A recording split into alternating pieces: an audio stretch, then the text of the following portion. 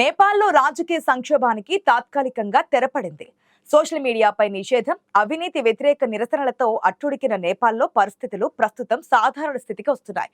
హింసాత్మక నిరసనల కారణంగా మాజీ ప్రధాని కేపీ శర్మ ఓలీ రాజీనామా చేయగా దేశ తొలి మహిళా ప్రధానమంత్రిగా సుశీలా ఖర్గే బాధ్యతలు స్వీకరించారు. నేపాల్ ప్రధానిగా బాధ్యతలు చేపట్టిన తర్వాత సుశీలా ఖర్గే సంచలన వ్యాఖ్యలు చేశారు. నేపాల్లో సోషల్ మీడియాపై నిషేధం విధించడంతో జెన్జెడ్ ఉద్యమం మొదలైంది. కానీ ఆ తర్వాత అది కాస్త అవినీతికి వ్యతిరేక ఉద్యమంగా మారిపోయింది. నేపాల్ ఆందోళనలు హింసాత్మకంగా మారడంతో ప్రధాని కేపీ శర్మ సహా పలువురు మంత్రులు తమ పదవులకు రాజీనామా చేశారు. దీంతో కొత్త సారథిని ఎన్నుకునేందుకు జనరేషన్ జెడ్ ఉద్యమకారులు ప్రయత్నాలు చేశారు. రేసులో మాజీ చీఫ్ జస్టిస్ సుశీలా ఖర్గే సహా కాఠ్మాండు మేయర్ బాలేంద్ర షా, విద్యుత్ బోర్డు మాజీ సీఈఓ కుల్మన్ ఘీషింగి పేర్లు తెరపైకొచ్చినా చివరకు మాజీ చీఫ్ జస్టిస్ సుశీలా ఖర్గేనే తాత్కాలిక సారథిగా బాధ్యతలు చేపట్టారు.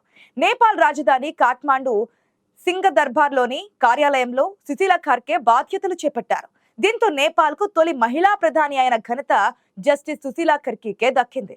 నేపాల్ ప్రధాని సుశీలా ఖర్గే కొద్ది మంది మంత్రులతో ప్రభుత్వాన్ని ఏర్పాటు చేశారు. నేపాల్ ప్రధానిగా బాధ్యతలు చేపట్టిన తర్వాత సుశీలా ఖర్గే కీలక వ్యాఖ్యలు చేశారు.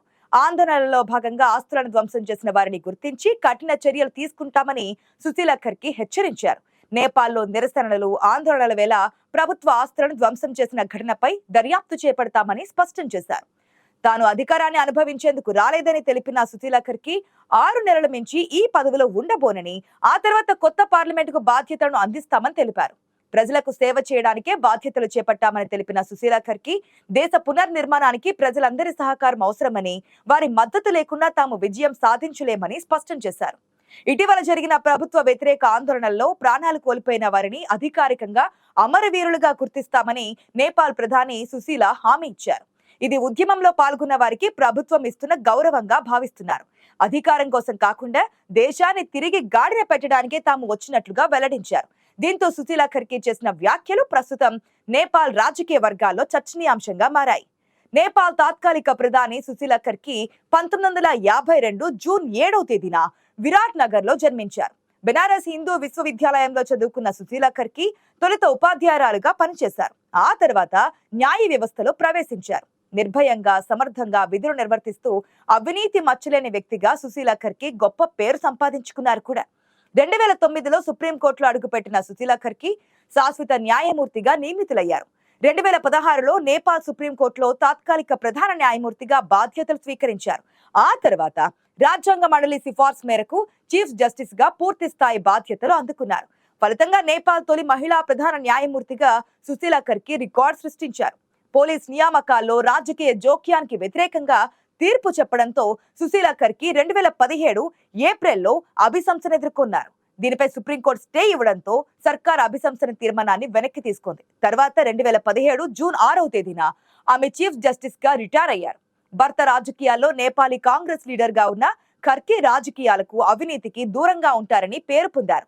జెండర్ ఈక్వాలిటీపై ఆమె ఒక బుక్ రాశారు. 2004లో సంబన్ కానూన్ పురస్కారం అందుకున్నారు. తాజాగా నేపాల్ తొలి మహిళా ప్రధానిగా ప్రమాణం చేసి చరిత్ర సృష్టించారు. నేపాల్లో గత కేపీ శర్మ ఓలీ సర్కార్ సోషల్ మీడియాపై నిషేధం విధించడంతో జనరేషన్ జెడ్ యువత పెద్ద ఎత్తున ఆందోళన మొదలుపెట్టింది. దీంతో చివరకు ఓలీ సర్కార్ దిగొచ్చి బ్యాన్ ను ఎత్తేసినా, ఓలీ రాజీనామా చేసినా యువత ఆగ్రహం చల్లారలేదు. పార్లమెంటును రద్దు చేయాల్సిందేనంటూ ఆందోళనకారులు పెద్ద ఎత్తున విధ్వంసానికి పాల్పడ్డారు.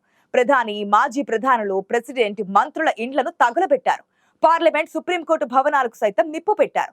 ఈ ఆందోళనల సందర్భంగా పోలీస్ కాల్పులు, నిరసనకారుల దాడుల్లో మొత్తం 51 మంది మృతి చెందారు. వందలాది మంది గాయపడ్డారు. దీంతో రంగంలోకి దిగిన ఆర్మీ పరిస్థితిని కంట్రోల్ చేసింది. 2 దఫాలుగా జనరేషన్ జెడ్ ప్రతినిధులతో చర్చలు జరిపి చివరకు దేశ తాత్కాలిక ప్రధానిగా సుశీలా ఖర్గే బాధ్యతలు చేపట్టేందుకు ఆమోదం తెలపడంతో పరిస్థితులు అదుపులోకి వచ్చాయి. ఇక మరోవైపు పార్లమెంట్ ఎన్నికలపై అధ్యక్ష కార్యాలయం కీలక ప్రకటన చేసింది.